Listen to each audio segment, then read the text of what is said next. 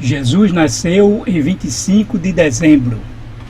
Jesus nasceu em 25 de dezembro? Bom, não é uma pergunta ou é uma afirmação? Vamos ver nesse vídeo, nesse estudo, se realmente Jesus nasceu nessa data. Se faz sentido, né? Posso não afirmar categoricamente, mas eu trabalho com a matemática, né? E vou provar aqui matematicamente, de acordo com a cronologia, se realmente essa data está certa ou não. Primeiramente, vamos ver o que diz dessa data, o que se espalham por aí, né? Sobre dizer que Jesus não nasceu em 25 de dezembro. Uns dizem que era um período da Saturnália, como se fosse um carnaval que ocorria nessa data, mas, né, pesquisando aqui na Wikipédia, nos diz que esse período da Saturnália ele começava em 17 de dezembro e se estendia no máximo por uma semana. Alguns imperadores ao longo das épocas diminuíram para 5, outros diminuíram para 3, porque era um período, como diz assim, era um período sem lei, onde o escravo virava rei, os prisioneiros podiam ser soltos para ser rei, mesmo que depois morresse, era um verdadeiro bacanal. Mas essa data nunca coincidiu com 25 de dezembro, ia de 17 a 23, ou 17 a 20, 17 a 22, ou até alguns dizem que chegaram a dia 19, mais 3 daria 22, então não era a Saturnália não era um feriado fixo, mas era um período festivo, mas não coincidia com realmente o dia 25, né? Então isso aí já não tem base para isso, né? Mesmo que essa Saturnália ela teve uma origem aqui lá desde a Roma antiga, mas se perpetuou ao longo da Roma, né, da Roma República, mas não era necessariamente o dia 25 de dezembro. O outro caso é dizer que esse dia era o dia do Sol Invicto. Essa data do Sol Invicto ela só foi estabelecida em Roma, no Império Romano, em 270. Finalmente o imperador Aureliano introduziu um culto oficial ao Sol Invicto em 270 depois de Cristo. Antes, alguns imperadores tentaram ainda emplacar essa data, mas sem sucesso. Desde aqui de 222, com o imperador, né, o imperador romano Heliógabalo. Então, também ele não teve muito sucesso, porque ele queria dedicar esse dia, na verdade, o Sol seria ele. Mesmo que isso tenha uma origem, né, desde lá da Pérsia, envolvendo Mitra, o deus persa, né, mas nos diz aqui logo no início, Sol Invicto foi o deus Sol oficial do Império Romano e posteriormente patrono de soldados, também conhecido pelo nome completo de Deus Sol Invicto. Em 25 de dezembro de 274 d.C., o imperador romano Aureliano tornou um culto oficial ao lado dos cultos romanos tradicionais. Então, muito depois, né, quase 300 anos depois do nascimento de Cristo. Então, se realmente, vamos dizer, se Cristo nasceu dia 25 de dezembro, então foi uma estratégia do inimigo, né, fazer com que o Império Romano criasse uma outra data para encobrir essa data tão festiva, tão importante, que seria o nascimento, que teria sido o nascimento de Cristo, né? Então não pode ter então dito que esse dia do Deus Sol, na verdade, é uma data errada, porque ela veio depois. Mas vamos entender outro detalhe.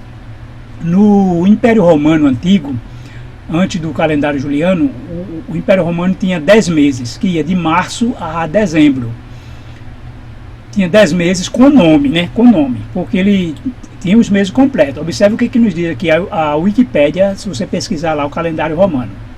Então, nesse primeiro calendário romano, o ano tinha 10 meses, de 30 ou 31 dias, que totalizavam 304 dias.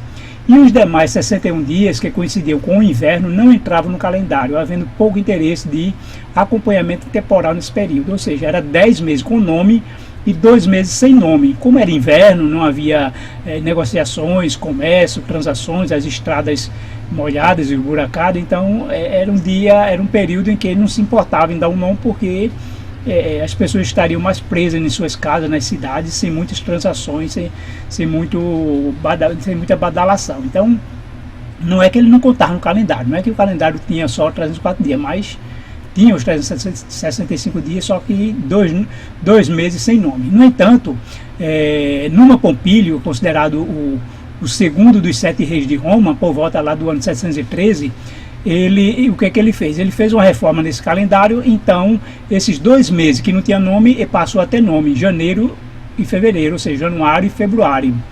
Janus, em homenagem ao deus Janus, então janeiro. E então o que acontece, né? Esses 2 meses eles passavam a ser os 2 últimos meses do ano. Março continuou sendo o primeiro mês, dezembro o 10º mês, e janeiro e fevereiro, então janeiro 11º e fevereiro 12º mês, para poder então recomeçar o ano depois no mês de março. Isso durou até o calendário juliano. Então o que aconteceu no calendário juliano?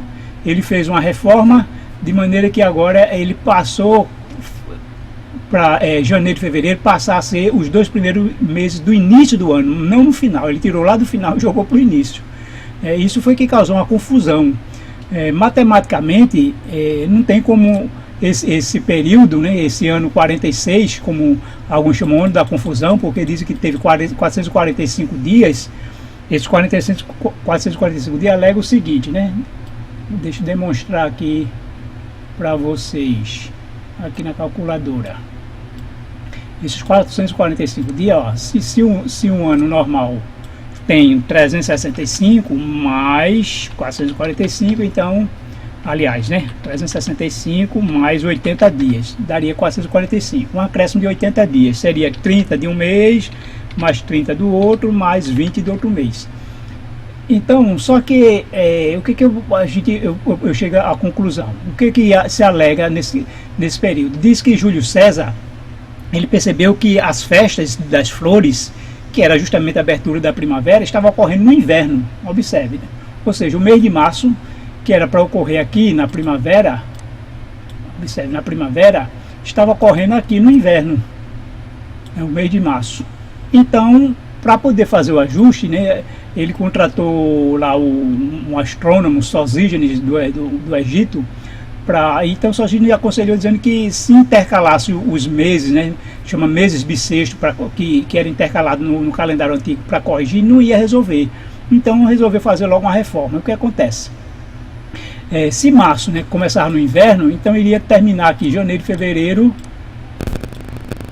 no fim do outono, para então recomeçar o ano no inverno de novo em março.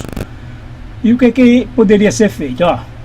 Para que voltasse a primavera, então teria que ser realmente acrescentado aqui 80 dias, né? Seria 2 meses mais 20 dias, daria 80, então o ano teria 445, então o ano iria recomeçar na primavera. Ou podia recomeçar aqui com janeiro ou com março, mas não foi o que aconteceu.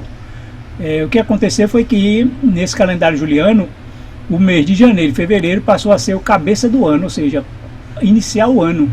E Júlio César queria que março continuasse sendo na primavera, para comemorar a festa das flores na primavera e continuar sendo março. Para que isso acontecesse, janeiro e fevereiro passou a ser início do ano, e esse início ainda passou a ser no inverno, para que março pudesse ficar na primavera. Então março, que era o mês 1, né, observe aqui em cima, março, que era o mês 1, passou botando janeiro e fevereiro agora no começo do ano, março passou a ser mês 3. Então, o que acontece aqui é que, observe, é claro, se você contar a última festa, né, que houve aqui no inverno, como ele estava dizendo que o ano estava começando no inverno aqui em março. Se você contar daqui no ano 46, né, até quando termina o ano 46, para iniciar o ano 45, até aqui, então, quando chega aqui, para começar um novo ano, se ele acrescentou aqui esses 2 meses, e aí a próxima festa aqui seria em março, né? Março aqui seria agora o mês 3.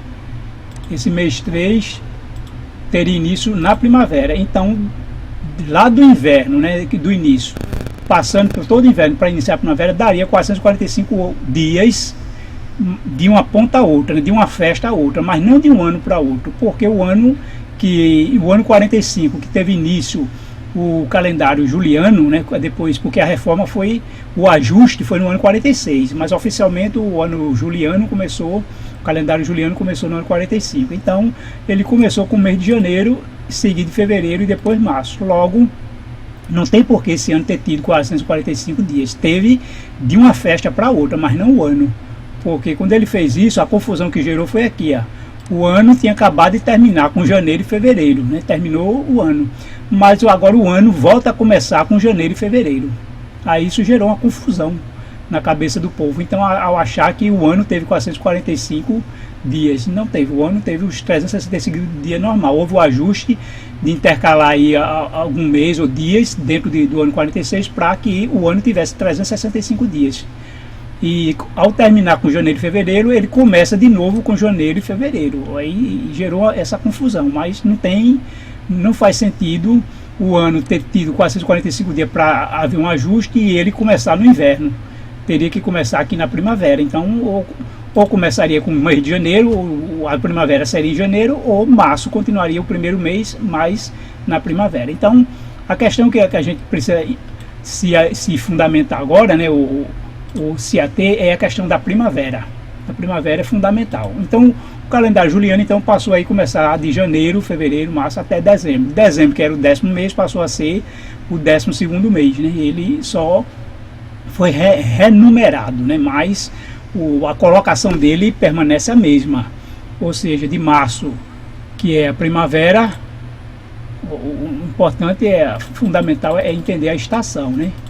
Aqui, ó, março, que dá início à primavera, como era antes. Vamos ver aqui, ó. Cadê o mês de março? Aqui, março da primavera. E o mês de dezembro terminava justamente final dava início ao inverno. Era quando terminava o outono para começar o inverno. E hoje continua o mês de dezembro tendo essa mesma particularidade. O mês de março, né? A gente tem aí, a partir do dia 20, o início da primavera, e quando chega em dezembro é final do outono para o começo do inverno. Então a gente tem que se basear pela estação, né? A estação, porque foi o mundo começou na primavera, né? Isso é o que a Bíblia diz, tanto em Êxodo 12:2 como Êxodo 13:4, o que Deus fala para nós. Observe o que nos diz o texto bíblico aí de Êxodo 13:4. Hoje é um dia de primavera, no mês de Abib, e estás abandonando as terras do Egito. Então, o mês de Abib, ou Aviv no hebraico, significa primavera, né? O mês das flores, o mês da abertura, o mês do renascimento. E a King James diz bem claro que é o mês da primavera. E Deus estabeleceu esse dia, aqui agora em Êxodo 12:2, que este mês seja para vós o princípio dos meses, será o primeiro mês do ano. Claro que Deus estabeleceu isso, mas é o que ele já estabeleceu na criação. Ele não criou um calendário, digamos, novo, mas apenas ele restabeleceu o que era antes, né? O povo de Israel passou aí esse período todo em Canaã, ou até mesmo como escravo, mas uma coisa é certa, eles nunca perderam a noção do calendário semanal, né? O ciclo semanal, o povo de Israel nunca perdeu, porque o cuidado foi imenso de 7 dias, 7 anos, e isso é inegável que até hoje estamos no ciclo semanal exato. Mas a questão aqui fundamental é entender que Deus estabeleceu a primavera, que foi na primavera que o mundo foi criado. Nós vamos ver aqui o ano 1, eu aqui botei o ano 1, tá vendo? Que antes de Cristo é o ano 3970. Por quê? Porque dessa contagem até a morte de Cristo na cruz dá exatamente 4.000 anos. Então esse ano 1, se fosse janeiro, dia 1º, então 1º de janeiro, mas com as mudanças do calendário a gente vai entender que esse ano 1 ele vem para aqui, ó. O primeiro dia aqui cadê? 77.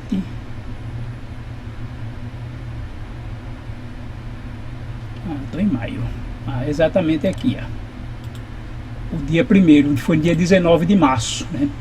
Considerando a primavera, que nós estamos na primavera, a primavera justamente se celebra hoje entre 19, 20, 21 de março, pode variar dentro desses 3 dias. Então, por que aqui dia 1? Porque não dia aqui é 21. A 21 aqui foi uma terça-feira, dia 20 foi uma segunda, e o mundo foi criado a partir do primeiro dia. Então, o primeiro dia foi 19 de março, então foi o primeiro dia da primavera do ano 1 da criação do mundo. E sendo a primavera a abertura, agora vamos ver o que aconteceu durante a criação nesse período. No princípio criou Deus os céus e a terra. A criação, o livro de Gênesis, né, que relata a criação, tem um paralelo com o livro de João, que fala do nascimento de Jesus. Quando diz aqui, no princípio era o verbo, e o verbo estava com Deus, e o verbo era Deus. Então, a palavra, Deus criou o mundo pela palavra, e no princípio, essa palavra nos diz aqui que era Jesus, ele era o verbo, ou era a palavra, o logos de Deus. Observe o mesmo paralelo no texto. Disse Deus, haja luz e houve luz, e viu Deus que a luz era boa, e fez separação entre a luz e as trevas. Deus chamou Deus a luz dia e as trevas noite, houve tarde e manhã o primeiro dia. Observe o paralelo também aqui com João, quando ele fala de Jesus. A vida estava nele e a vida era a luz dos homens. Quem era a luz? Jesus. E a luz resplandece nas trevas, e as trevas não prevaleceram contra ela. Ou seja, a luz dissipa as trevas.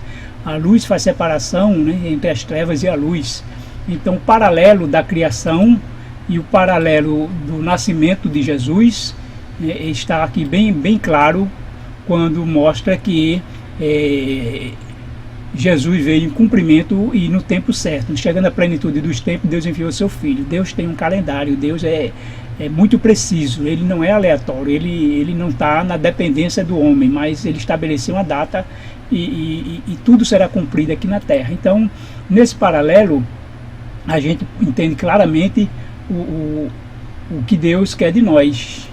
Deus quer que a gente entenda, né? A Bíblia deixa pistas para a gente entender, né? Precisa que haja, como disse lá em Daniel, né? Os sábios entenderão. Sabe aquele que vai, que busca, que pesquisa, que ora, que pede a Deus, que implora. Não é qualquer um que abre a Bíblia e vai ter um entendimento sem ter um desejo, uma sede de aprender e de ter a revelação, porque a Bíblia é um livro revelado. Ele não depende só de cálculos, de que a gente tente fazer como se fosse um laboratório, mas se Deus não revelar, a gente não entende. Então, o sábio é aquele que busca o conhecimento de Deus para obter a revelação daquilo que está oculto, né, daquilo que está, digamos assim, na entrelinha. Então, nesse mesmo texto de João, o que é que nos diz ali também? E o verbo se fez carne e tabernaculou entre nós. É o mesmo texto que diz, de João 1,14, né? E a palavra se fez carne, o verbo se fez carne e habitou entre nós. Então, o sentido de tabernacular e morar, né, ou habitar, é o mesmo. E nesse texto aí de João, que nós estamos avaliando aqui de João, sobre Jesus, a luz, o princípio e a criação, e aí fala de que Jesus veio tabernacular entre nós. Ou seja, ele veio morar entre nós. E quando foi que isso ocorreu? Ocorreu com o seu nascimento. Não foi no batismo nem na morte, mas o nascimento dele foi quando ele veio, podemos dizer assim, no sentido aqui da palavra, estender o seu tabernáculo aqui, ou armar o seu tabernáculo entre nós para morar, para habitar entre nós. Então esse tabernacular, essa habitação, ela tem uma relação aqui com a criação. E a criação, como nós vimos, ocorreu aqui na primavera, dia 19 de março do ano 1. E agora nós vamos então entender em que ano ocorreu o nascimento de Cristo. Eu vou sair daqui do ano 1 e vamos até agora o ano 3.967, porque esse é o ano 4 antes de Cristo. Observe aqui o ano 4, eu vou dar um destaque aqui de laranja para você observar que é o ano 4 antes de Cristo, esse 3.967 depois da criação. Por quê? Porque é o que vai justamente ver, a gente vai entender que é o que vai dar com a data de Jesus. Aqui, deixa-me lhe mostrar aqui para que a gente entenda essa data, né? Observe. Se Jesus nasceu aqui no ano 3.967, então é o nascimento de Jesus. Aqui ele teria um ano, então quando ele chega aqui com 30 anos, no ano 3.997, ele tem 30 anos, aliás, quase 30 anos, então foi o ano 27, exatamente o ano do batismo de Jesus. E ele morreu no ano 31, ou seja, no início do ano 31. No início do ano 31, quando ele tinha o quê? 33 anos. Ele ainda não tinha 34, porque foi na Páscoa, né? Ou seja, no início do ano, ele só nasceu muito depois, lá no final do ano. Então, por isso que eu quero demonstrar aqui que Cristo nasceu no ano 3.967, que era o ano 4 antes de Cristo, né? Exatamente o ano histórico, o ano que é realmente dito aí, que foi o ano do nascimento de Jesus. Jesus nasceu no ano 4 antes de Cristo. Voltando então aqui para esse ano, o que é que nós temos? É que a primavera, nesse dia, ele ocorreu aqui no dia 19 de março, né? O dia da primavera, observe, 19 de março, certo? E foi então, tomando por base essa data, sendo a data que Jesus foi anunciado a Maria, né? A data da anunciação. Então vamos fazer aqui um cálculo, vamos lá, né?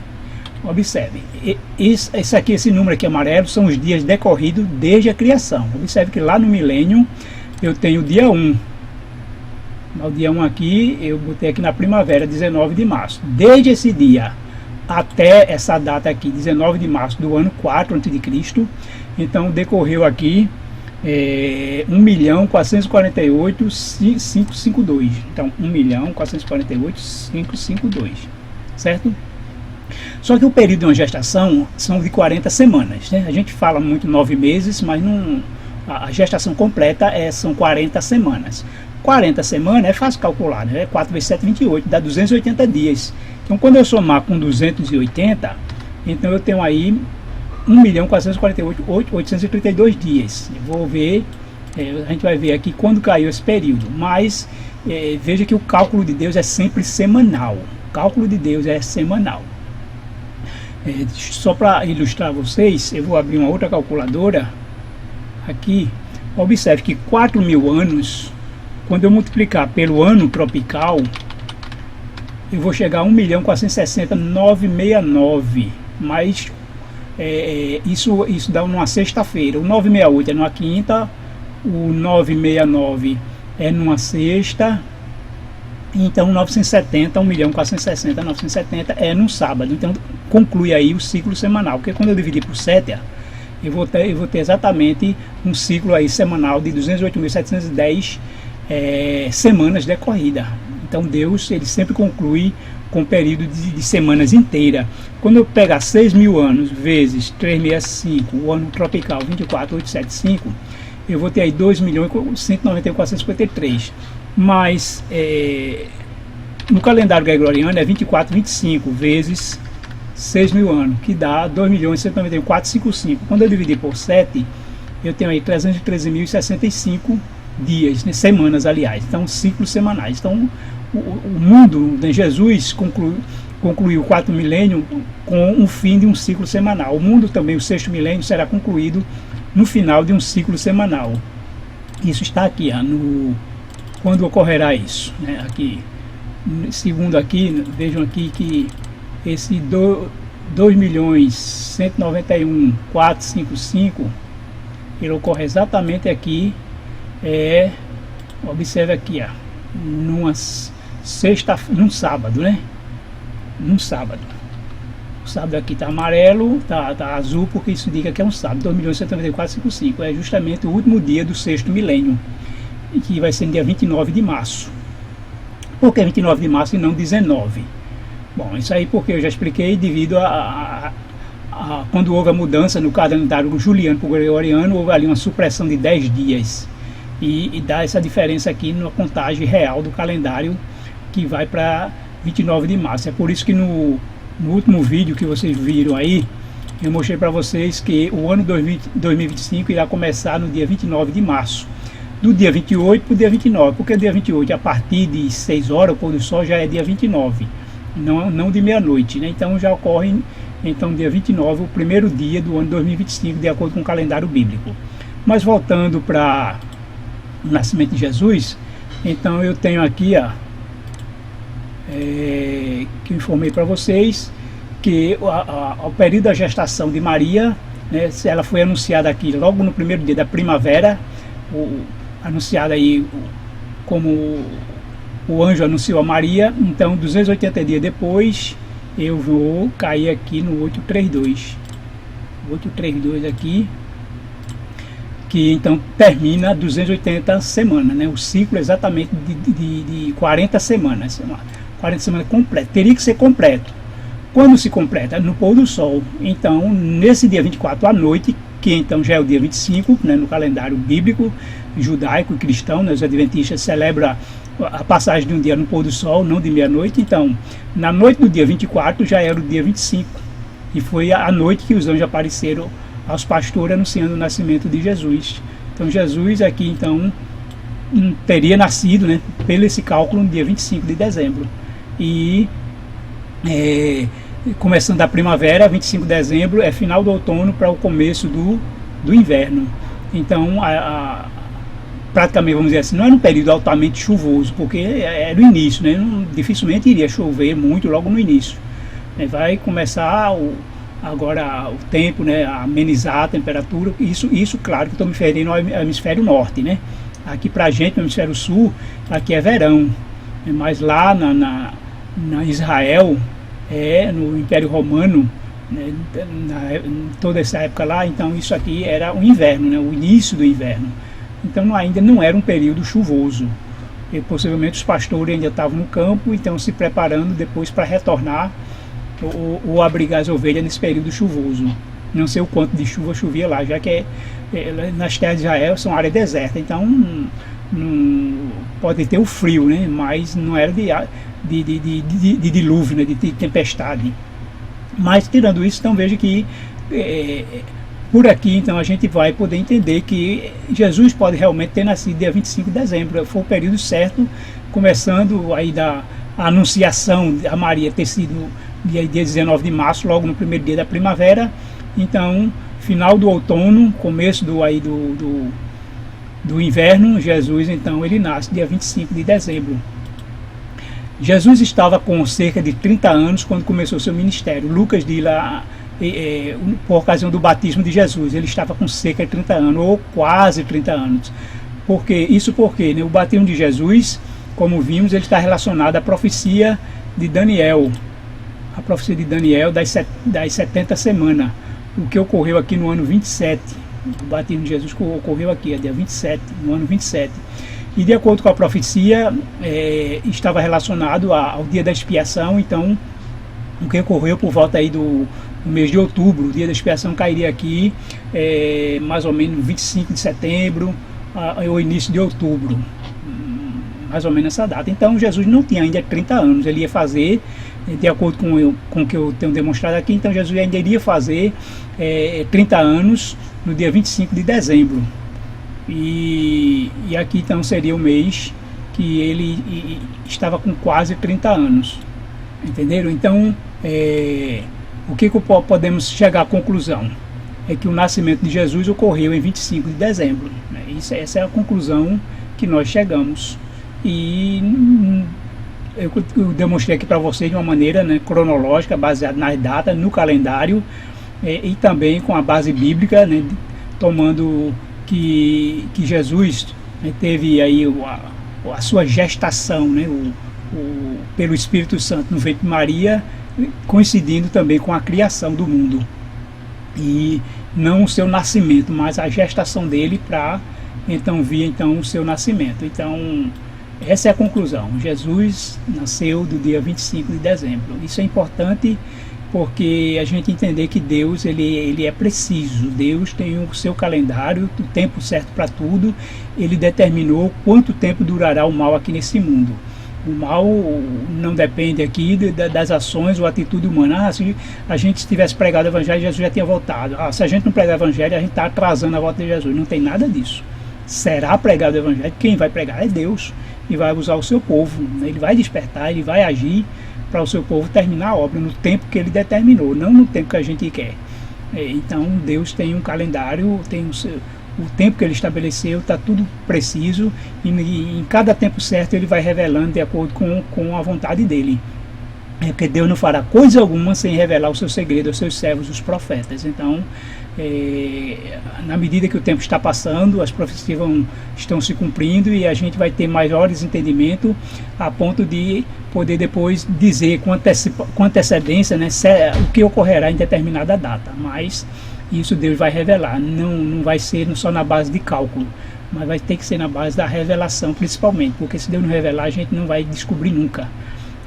Entenderam? Então espero que vocês compreendam que então o que eu comecei lá no começo aqui do vídeo, Jesus nasceu em 25 de dezembro, como uma afirmação, como uma pergunta, mas eu concluo com a afirmação de que Jesus realmente nasceu. É claro que o inimigo vai tentar fazer com que isso não tenha sido verdade. Primeiro, se tirar qualquer data, imagine que tirasse, Jesus não nasceu, ninguém sabe a data, então tira qualquer data, não comemora em data nenhuma. Então, como é que fica saber o nascimento de Jesus? Não tem nenhuma data, ao longo do ano todinho, ninguém sabe da data nenhuma, então não se comemora nada. Ou seja, é a intenção do inimigo fazer com que as pessoas não se lembrem que Jesus nasceu, tirar isso da memória do povo, assim como desejar tirar o que Jesus morreu.